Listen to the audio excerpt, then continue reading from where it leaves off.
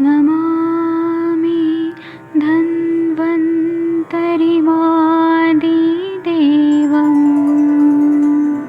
सुरासुरैर्वन्दितपादपद्मम् लोके जरामृत्युनाशम्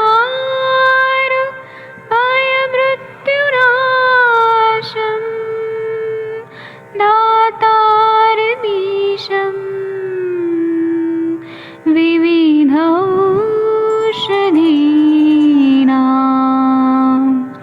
शङ्खं चक्रं जलौकां दधतं मृतघटं चारुतोर्भिश्चतुर्भिः सूक्ष्मस्वच्छादिरुद्यं शुकपरिविलसन् मौलिमम्भोजनेत्रम् कालाम्बोदोज्ज्वलाङ्गं कटितटविलसत् चारुपीताम्बराढ्यं वन्दे धन्वन्तरिन्तं निखिलगदमिव प्रौढदावाग्निनीलम्।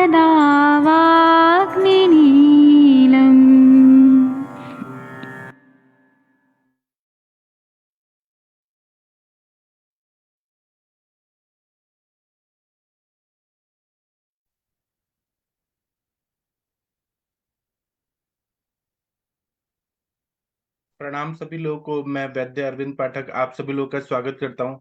सर 32-33 नंबर का श्लोक पढ़िए ना। जी जी वैद्य जी, प्रणाम आप सभी को। हमने घृत क्षीर दुरोणम सुधा क्षीरम प्रस्था अर्ध संहितम दधि जातम मथित्वा तत्पिंसृतवित् सिद्धम च तद्गुणम तथा सिद्धम घृतप्रस्थम पयस्य अष्टगुणे पिबेत युक्त क्षीर फल कल्केन त्रिवृता षट फलेन च। दूध एक द्रोण, तुअर का दूध आधा प्रस्थ मिलाकर दही, थोड़ा सा ऊपर कर दीजिए जी।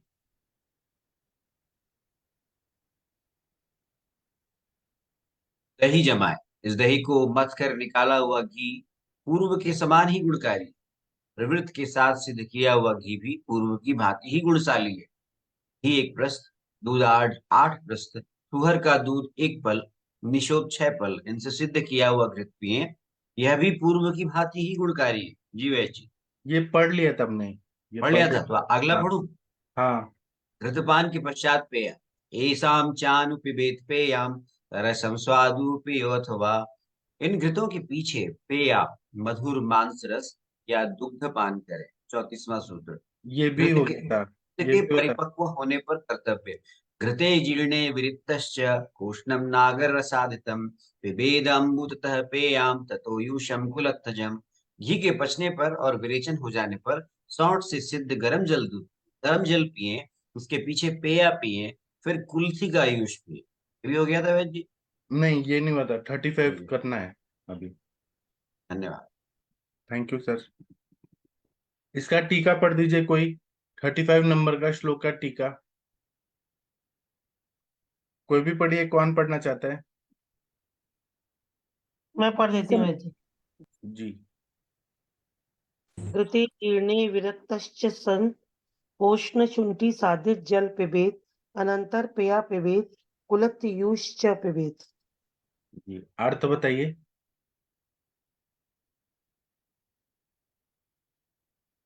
घृत जब पच जाता है तब कोश ने शुंठी साधित जल को पीना है, फिर उसके बाद में पेया पीना है और कुल्थी का यूश भी पीना है, ऐसा बताएं। वो पचाने के लिए, घृत को पचाने के लिए ऐसे ऐसे चीजें बताई हैं कि शुंठी साधित जल, फिर पेया, कुल्थी का यूश, ये पीने के लिए बोला है। आगे 36 नंबर का श्लोक पढ़िए प्लीज।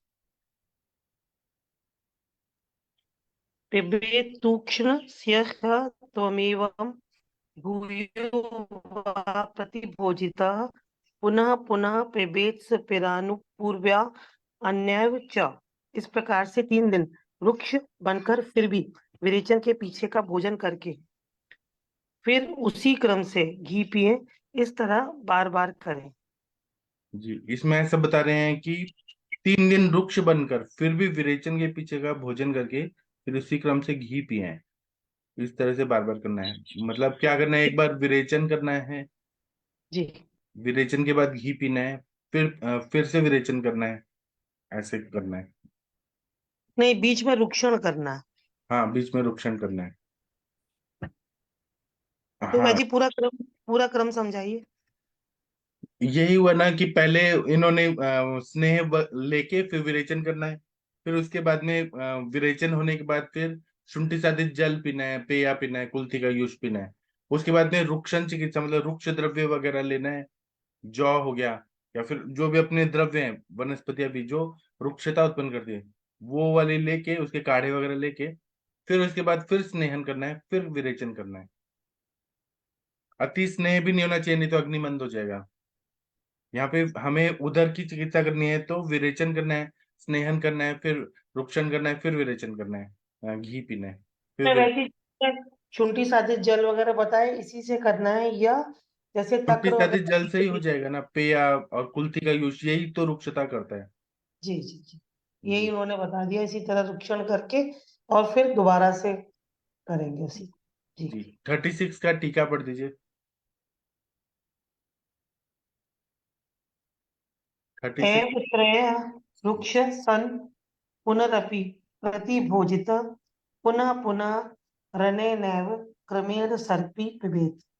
इसका मतलब है कि 3 दिन तक रुक्षण करना है, और रुक्षण करने के लिए ऊपर जो बताया शुंठी साधित जल या पेया और फिर युष कुल्थी युष, इस तरह से रुक्षता शरीर में उत्पन्न करना है, और फिर खाना खा के प्रतिभोजित पुनः पुनः क्रमण सर्पी पे फिर से घी पीना है क्रम से। जी।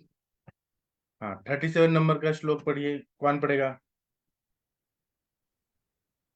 प्रणाम सर। सर मैं पढ़ूं? हाँ, आप पढ़िए। सर इसमें ना जो ऊपर बताया वो यही बताया कि जैसे हमने ऊपर स्नूही वाला दूध घी लेने के लिए बोला था ना, तो स्नूही का घी लेंगे तो उससे विरेचन होगा, है ना? जी और उसके बाद फिर उन्होंने कुल्थी का यूश पीने के लिए बोला है, तो उससे फिर रुक्षता होगी। फिर दोबारा से फिर वही घी पी के फिर विरेचन करना है, फिर से वैसे ही रुक्षता वाला भोजन लेना है। ऐसे ही बताया ना सर? जी जी, हमें ठीक यहाँ है। पे स्त्रोतस को शुद्ध करते जाना है, स्नेहन करते जाना है, शोधन करते जाना है, फिर रुक्षता कैसे भी कचरा निकले, स्त्रोतोरोध जन्य संप्राप्ति ठीक हो। घी भी अगर ज्यादा जम गया शरीर में तो वो और स्त्रोतोरोध करके आम की उत्पत्ति करके उदर का संप्राप्ति को बढ़ाएगा। इसलिए हमें इस तरह से क्लीनिंग करते जाना है। जी, 37 नंबर का श्लोक पढ़िए। जी जी। घृत प्रयोग विधान। घृतानि एतानि सिद्धानि विदध्यात् कुशलोभिषणाम च शान्तये। नहीं, इन सिद्ध आपने कैसे घृतों पढ़ा? आपने कैसे पढ़ा, फिर को से पढ़िए। चतुर्वेद। नहीं, एक बार श्लोक फिर से पढ़िए आप। घृतानि एतानि सिद्धानि। सर वही पढ़ रही हूँ, आवाज आ रही है सर? हेलो आ रही है, हाँ पढ़िए सर, पढ़िए। एक मिनट। मेरा ये सर, एक सेकंड रुकिए सर, मेरा ये थोड़ा सा शायद लगता है नेटवर्क स्लो है। आपकी स्क्रीन विजिबल नहीं है सर मुझे अभी। नहीं है? अच्छा, मैं पढ़ू सर? ये मेरे हाँ वीना मैम आप अच्छी पढ़िए। इशू लग रहा है मुझे। हाँ, अभी हो गया, अभी हो गया। घृतानि एतानि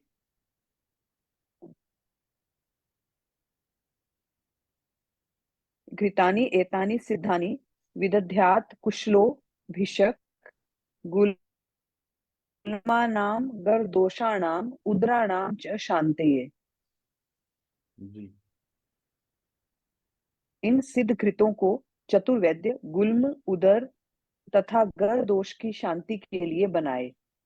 हाँ, तो ये स्नुहीशीर जो उससे बनाया हुआ जो घृत है, विरेचन करने वाले घृत है, इनको जो चतुर्वैद्य मतलब जो क्लेवर है वैद्य, जो हर व्याधि को ठीक करना जानता है, वह गुल्म व्याधि में, उदर व्याधि में और गर दोष अगर शरीर में गर विष अगर हो रहा है तो उसकी शांति के लिए बनाना है, और ये पेशेंट को सेवन कराना है।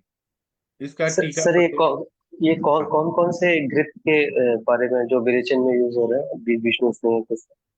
उसमें पता है ना, ये स्नेह सिद्ध, स्नेह सिद्ध घृत है। और तो बहुत पहले बता दिया था, नीलिनी घृत और दंती घृत, ऐसे जो विरेचन करने वाले घृत है। जी ये 37 नंबर का श्लोक का टीका पढ़ना है, एतानी वाला। कौन पढ़ेगा? एतानि प्रागुक्तानि सिद्धानि घृतानि कुशलो वैद्य कुर्वीत गुल्मादिना शांतये। हाँ, ये जो पहले कहे गए सिद्ध घृत हैं, उन्हें कुशल वैद्य बनाए गुल्मादि की शांति के लिए। बहुत अच्छा पढ़ा आपने, थैंक यू मैम। हाँ, अब 38 नंबर का श्लोक पढ़िए।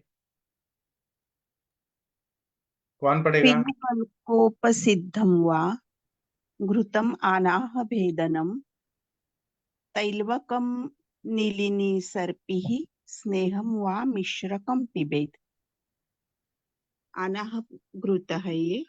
पिलू के कल्क से सिद्ध घृत आनाह को दूर करने के लिए पिए।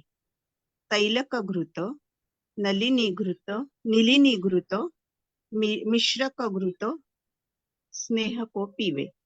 जी, ये सारे विरेचन के ही द्रव्य हैं। तो ये पीलू से सिद्ध किया हुआ घृत आना को दूर करने के लिए पीना है। पीलू का जो घृत होता है ना, वो भी विरेचन करता है, तैलवक घृत भी करता है, नीलिनी घृत भी करता है, मिश्रक घृत भी करता है। मिश्रक स्नेह मिलता है मार्केट में। ये सारे विरेचन करने वाले द्रव्य होते हैं। पीलू बोले तो क्या सर? कौन सी वनस्पति पीलू? पीलू, विनीता मैम आप बता सकती हैं? पर्यायी पेड़ नाम? होते हैं इसके, साल्वेडोरा पर्सिका नाम से, बॉटनिकल नेम उसका साल्वेडोरा पर्सिका। अच्छा, वही तो बागर होता है ना, पीलू और देवदाली। हाँ, ओके। ठीक है, इसका हम टीका पढ़ते हैं। हाँ, इसकी छाल इस्तेमाल करेंगे पीलू की। कोई कोई द्रव्यों के जड़ यूज करते हैं, कुछ के छाल करते हैं, कुछ के पत्ते करते हैं। अभी इसमें वो नहीं मेंशन किया गया है, लेकिन क्या यूज करते हैं वो द्रव्य गुण के बुक में मिल जाएगा। 38 नंबर का श्लोक का टीका पढ़िए। पीलू सर कल मैं का पढ़ूं? सर जब पढ़िए। मेंशन नहीं करते तो पंचांग करते होंगे ना? हाँ, लेकिन सभी द्रव्यों के कुछ जैसे त्रिविध का मूल का प्रयोग होता है, दंती का मूल होता है, इसलिए पीलू का क्या चीज होता है वो देखना पड़ेगा उधर। हाँ, ये टीका पढ़ दीजिए 38 नंबर का। पीलू कल्कपक्व घृतम आनाह भेदनम पिबेत्।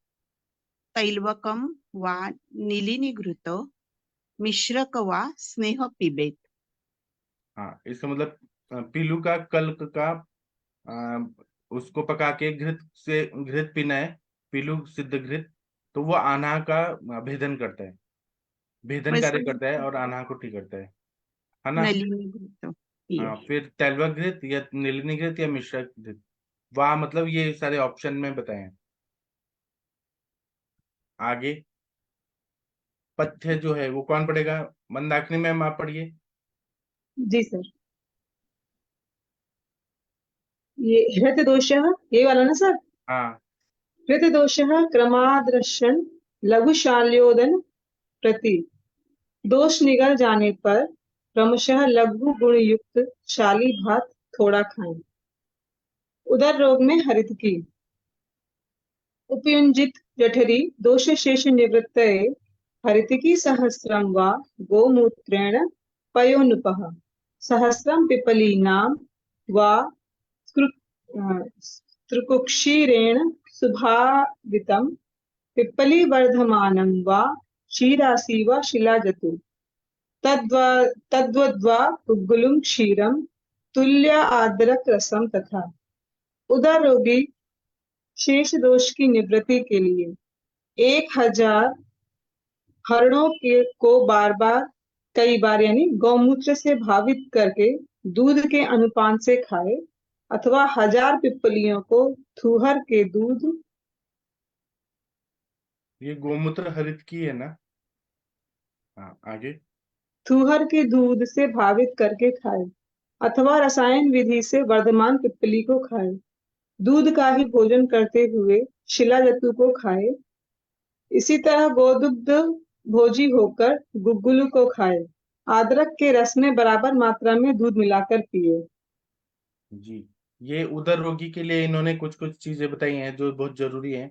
इन्होंने पहले तो बोला कि हृदय क्रमादशन लघु शाल्योदन प्रति, मतलब जब दोष निकल जाते हैं, सारा टॉक्सिन निकल जाता है, मल निकल जाता है, तब अग्नि बढ़ जाता है, तो लघु गुणयुक्त शाली भात को खाना है। शाली चावल जो रेड वाला होता है, बड़ा वाला, उसको खाना है। थोड़ा खाना है, ज्यादा नहीं खाना है।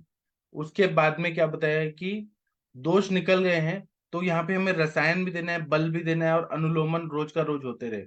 इसीलिए 1,000 हरडों को जो गोमूत्र से भावित किया हुआ है, गोमूत्र हरित की, उसका सेवन करना है। और उसका अनुपान दूध होना चाहिए, क्योंकि दूध बल देता है। इसलिए गोमूत्र हरित को दूध के साथ लेना है। या फिर 1,000 पिपलियों को थुअर के दूध के साथ। पिपली जो है दीपन पाचन कार्य करता है, और थुअर का दूध क्या करेगा कि विरेचन का प्रॉपर्टी रहता है। रोज का रोज पेट साफ होता जाएगा, अग्नि बढ़ते जाएगा। मल संचिति और अग्नि मंदता को ठीक करना है, इसलिए पिपलियों को थुअर के दूध के साथ भावित करके खाना है। या वर्धमान पिपली खाना है, ये भी अग्नि को दीप्त करता है, स्त्रोतरोध को दूर करता है, और आम का पचन करता है। और दूध का ही भोजन करते हुए शिलाजित खाना है। शिलाजित जो रहता है वो बहुत ज्यादा अग्नि को अच्छा करता है, बल बढ़ाता है। इस तरह से दुग्ध भोजी होकर गुग्गुल को खाना है। गुग्गुल भी लेखन करता है, त्रिदोष का शमन करता है, सारक होता है। और इसी तरह से अदरक के रस के बराबर मात्रा में दूध मिलाकर पिलाना है। ये भी दीपन पाचन करता है, बल बढ़ाता है, जीवनीय कार्य करता है, और उदर में विरेचन कार्य करता है। इस तरह से बताया। सर तुअर का दूध यानी तुअर के पेड़ का दूध सर? हाँ, थुअर पहाड़ों पे मिलता है ना, जो कैक्टस टाइप रहता है, स्नोही। इसका टीका पढ़ दीजिए, हृदोषा। हृतदोष क्रमेण शाल्योदनम् अति लघु गुण युक्त अल्प खादेत एव संसर्जन क्रम आदरितव्य। हाँ, इसमें बोल रहे हैं हाँ, कि, हाँ बोलिए, आप बोलिए। जब दोष निकल जाए तो क्रम से शाली का ओदन जो लघु गुण युक्त होता है उसे कम मात्रा में खाना है। इस तरह से संसर्जन क्रम करते हुए जठरी दोष शेषस्य निवृत्तये। जब जठर के दोष से जो दोष, अगर दोषों से जब जठर मतलब हमारा अमाशय जो है निवृत्त हो गया हो, तो हरितकी सहस्त्र गौमूत्रेण, सहस्त्र 1,000 हरितकी को गौमूत्र से सद भावित भावित करके पयोनुपहसन खादित, उसको दुग्ध के साथ में खाना है। अथवा या तो फिर स्नूहि दुग्धे नासकृत सद्भावित पिप्पली सहस्त्रम उपयुंजित। तो इसमें फिर ये कह रहे हैं कि या तो फिर 1,000 पिप्पली को स्नूही दुग्ध के साथ भावित करके खाना है। पिप्पली वर्धमान व रसायन विधाने नो उपयुंजित, या फिर वर्धमान पिप्पली को रसायन के विधान से खाना है। अथवा दुग्ध नाशन द्रिज, दुग्धाशन है, दुग्धाशन। आसन अच्छा मतलब दूध पीते हुए। अच्छा, अथवा दुग्ध आसन जमप युंजित। तन्न तो वो क्या, अद्रिज उपयुंजित, मतलब अदरक के रस को दूध के साथ लेना है। अच्छा, दूध के साथ में अदरक के रस को लेना है। तथा नहीं, एक मिनट, एक मिनट, गुग्गुल ये क्या है? दुग्धाशन अंद्रित। इसमें अंद्रिज मतलब शिलाजतु है, शिलाजतु। आद्रिज, आद्रिज मतलब शिलाजतु। अच्छा जी, ठीक है सर। तो इसमें दुग्ध को आदृश मतलब शिलाजतु के साथ में लेना है। तथा गुग्गुलु प्रयुंजित, और गुग्गुलु का भी प्रयोग करना है, तो वही दूध के साथ ही। तथा तुल्य अदरक रस क्षीरम उपयुंजित, और फिर अदरक के रस को दूध के साथ में खाना है। जी, ये सब का क्या मतलब है? आपको क्या लगता है, क्यों ये सब होता है?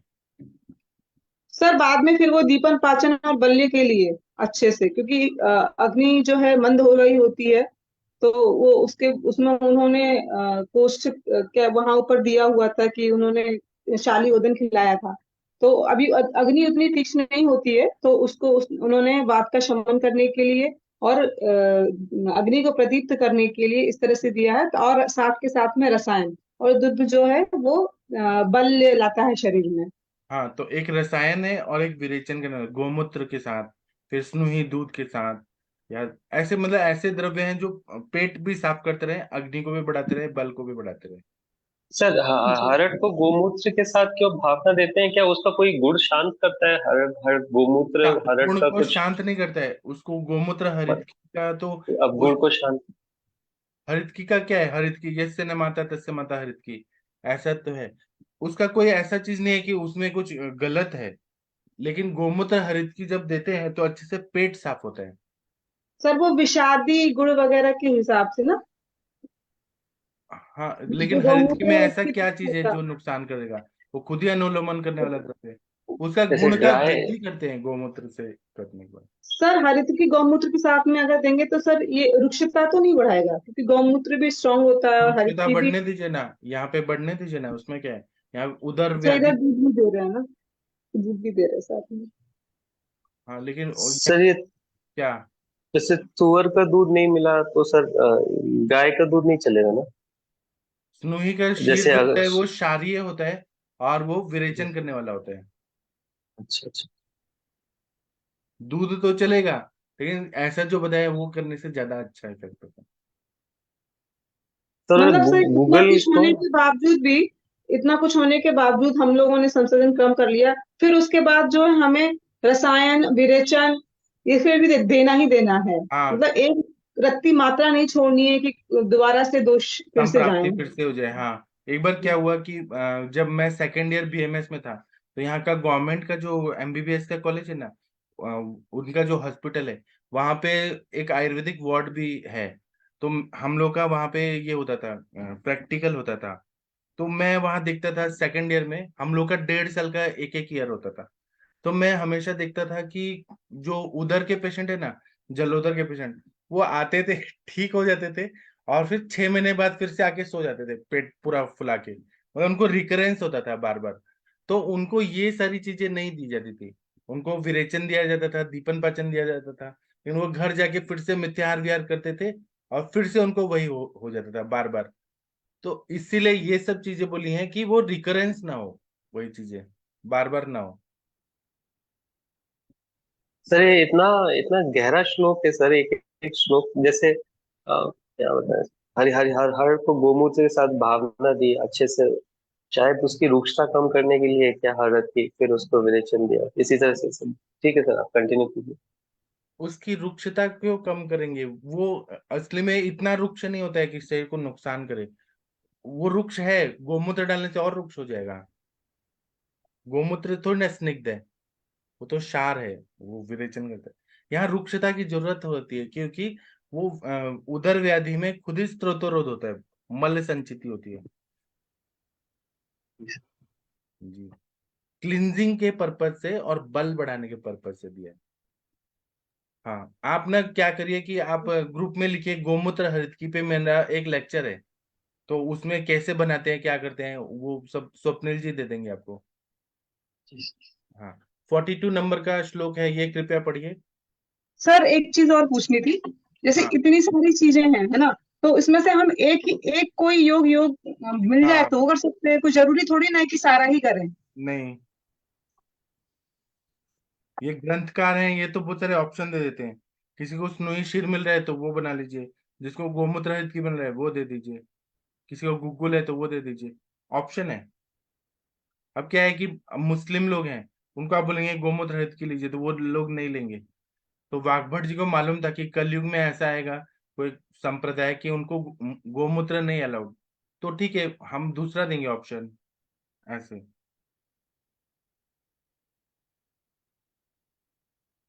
ठीक है, आगे पढ़िए 42 नंबर का श्लोक। कौन पढ़ेगा? सबसे इंटेलिजेंट कौन है? मैं पढ़ दूं सर? हाँ, प्रणाम आप। सर। हाँ, चित्रकामरदारुभ्यां कल्कं क्षीरेण वा पिबेत् मांसं युक्तस्तथा हस्ति पिप्पली विश्वभेषजम्। चित्रक और देवदारू के कल्क को दूध के साथ पिए, इसी प्रकार गजपिप्पली और सौंड के कल्क को दूध के साथ 1 मास तक पिए। हाँ, इसको समझाइए, आपको क्या समझ आया? यहीं पे चित्रक और देवदारू ये दीपन पाचन जैसे अग्नि बढ़ाने के लिए ही, और दूध के साथ बल, यही है सर। अग्नि दीपन करने के लिए, प्रदीपन करने के लिए, देवदारू और वातानुलोमन करने के लिए, गजपिप्पली और चित्रक दोनों अग्निवर्धन करने के लिए, और सौंठ। तो एक मास के साथ दूध के साथ पीने से अग्नि प्रदीपन हो जाएगा और बल भी बढ़ जाएगा। जी बराबर है सर। हाँ, एक बार क्या हुआ, मैंने प्रैक्टिस शुरू किया था, 2-3 साल ही हुए थे। 2005 में मेरे पास एक लड़की आई, तो उसको उदर व्याधि हो गया था और छोटी बच्ची थी वो, तो उसकी शादी होने वाली थी। तो उसकी वो अपने मौसी के पास आई थी। तो वो मेरे पास आई ना, तो वो बोली कि इसका इलाज तो है नहीं, पेट में पानी जमा हो रहा है और लीवर भी बहुत ज्यादा स्वेलिंग हो गया था। मैंने उसको ठीक किया अपने ट्रीटमेंट से, लेकिन मैंने उसको कहा था कि आप ना ठीक होने के बाद भी 1-1.5 साल तक कुछ ना कुछ लेते रहना है। और ये मैंने टीका पढ़ा था ये सारी चीजें, तो मैंने उनको कहा, लेकिन उन्होंने ये फॉलो नहीं किया। वो ठीक हो गए, उसकी शादी हो गई। फिर वो 8 साल के बाद उसकी मौसी आई मेरे पास और वो बोली कि उसका डेथ हो गया। मैंने पूछा क्या हो गया था, तो वो बोली कि उसको बार बार पेट में पानी हो रहा था और ससुराल वालों को आयुर्वेद पे नहीं विश्वास था, तो वो लोग बार बार पानी निकलवाते थे, टैपिंग करते थे। और फिर उसको बीच में बच्चे भी हो गए, सब कुछ हो गया और फिर बाद में उसकी डेथ हो गई। तो ये बहुत जरूरी है जो ये बता रहे हैं ना, ठीक होने के बाद भी संप्राप्ति फिर से नहीं बननी चाहिए। इसलिए दीपन पाचन कुछ ना कुछ देते रहना है और अनुलोमन होते रहना चाहिए। सर ये जैसे सर पिपली वगैरह है, ये तो बड़ा गर्म है सर, तो इसलिए फिर दूध के साथ देना है। और ये लेकिन गरम जो इतना पिपली नहीं है पकड़ गरम। के डालेंगे सर, उनको फिर कोई नुकसान तो नहीं होगा? आप शुंठी के साथ दूध पियेंगे तो नुकसान होता है क्या? नहीं सर, अब कभी पी के नहीं देखा है। शुंठी डाल के दूध पीने से नुकसान नहीं होता है, पिपली डाल के शीर पाक पीने से नुकसान नहीं होता है। ठीक है सर। दीपन पाचन करते हैं, 1 चम्मच थोड़ा सा तो डालना है दूध के साथ, रोज सुबह शाम पीना है। इससे अग्नि प्रदीप्त रहेगा, बल रहेगा, पेट साफ होते रहेगा। ठीक है सर, ठीक है। हाँ, सर एक छोटा सा डाउट था सर, ये कल कैसे बनाते हैं ना, कि जैसे चूर्ण का काढ़ा बना के काढ़ा उबाल दिया, जो आखिरी में पेस्ट बचा वो कल के सर?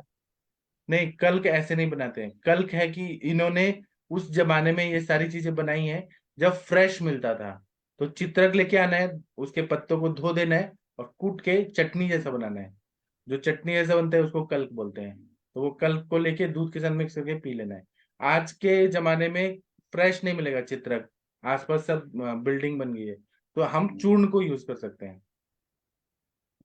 अच्छा अच्छा, फ्रेश नहीं मिलता इसलिए चूर्ण का काढ़ा बनाते हैं, पानी उबाल के कल बनाते हैं, नहीं, नहीं तो काढ़ा ओरिजिनल। बना के शीर पाक, शीर पाक मतलब एक अच्छा गिलास पानी, एक गिलास दूध, और वो चित्रक डालें, उसको बॉईल करें।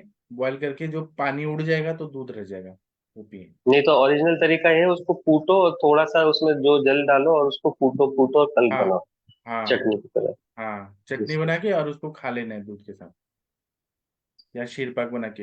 लेकिन आज कहाँ अवेलेबल है चित्रक? आपकी सिटी में है क्या अवेलेबल आसपास? नहीं सर, नहीं सर।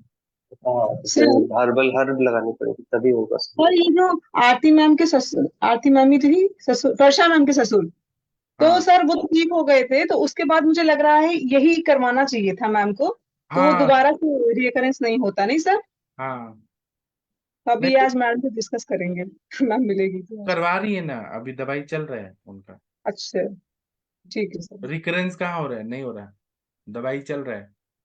सर और ठीक है। ऐसा कुछ शेयर कीजिएगा ना, जैसे कॉमन जो, जैसे पौधे जो जिनको लगा सके कम से कम पहले घर पे, फिर जैसे जमीन मिलती है तो उनको तो वहां पे आप जो कॉमन आप करिए व्याधि। ना, आयुर्वेद का 1 एकड़ में सब सारी वनस्पतियां लगा दीजिए। चित्रक, देवदार, और फिर पिपली, त्रिफला, ये सब लगा दीजिए ना। यहाँ महाराष्ट्र में तो लोग आश्रम बनाते हैं या फिर वो फार्म हाउस बनाते हैं और उसमें वनस्पतियां लगा देते हैं और वहीं कॉटेजेस बना के ऐसे चिकित्सा करते हैं। बॉम्बे पुणे हाईवे पे बहुत ऐसा बना है। ये 42 का टीका पढ़िए, टाइम हो गया है, ये खत्म करते हैं। हाँ, मैं पढ़ती हूँ। अथवा चित्रक देवदारुणो कल्क क्षीरेण पीबेत, अथवा चित्रक और देवदारू का कल्क दूध के साथ पिए, तथा मास हस्ति पिप्पली विश्व भेषज कल्क युक्तो नियत संग क्षीरेण पिबेत, अथवा पिप्पली, गज पिप्पली और सुंड का कल्क दूध के साथ 1 मास तक पिए। हाँ सविता मैम, आपको आज का सेशन कैसा लगा? सच सच बताइए। बहुत बढ़िया सर। मैं मैं तो हमेशा सुनती रहती हूँ जी, आप ये एक सेशन भगवान के का लिए प्रेयर भी। कर सकते हैं, भगवान का प्रेयर। हाँ सर। सर्वेपि सुखिनः सन्तु, सर्वे सन्तु निरामयः, सर्वे भद्राणि पश्यन्तु, मा कश्चित् दुःखभाग् भवेत्। ओम शांति शांति शांति। Thank you. अब हम शाम को मिलेंगे 7 बजे। थैंक यू, प्रणाम सभी लोग को। सर प्रणाम।